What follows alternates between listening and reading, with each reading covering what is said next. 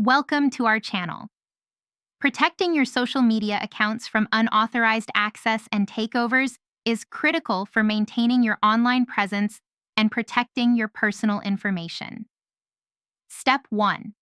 Enable two-factor authentication on all your social media accounts, adding an extra layer of security beyond just your password. Step 2.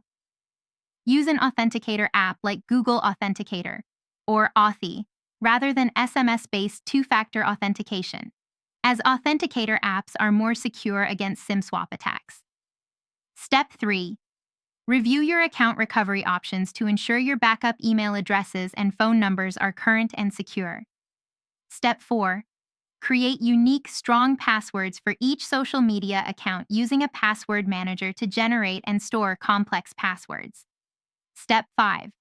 Review and revoke access to third-party applications that you no longer use or trust, as these apps may have permissions to post on your behalf. Step 6. Check your active sessions regularly to identify any unfamiliar devices or locations accessing your account. Step 7. Enable login alerts so you're notified immediately whenever someone logs into your account from a new device or location. Step 8. Be cautious about phishing attempts by never clicking suspicious links in messages or emails claiming to be from social media platforms. Step 9.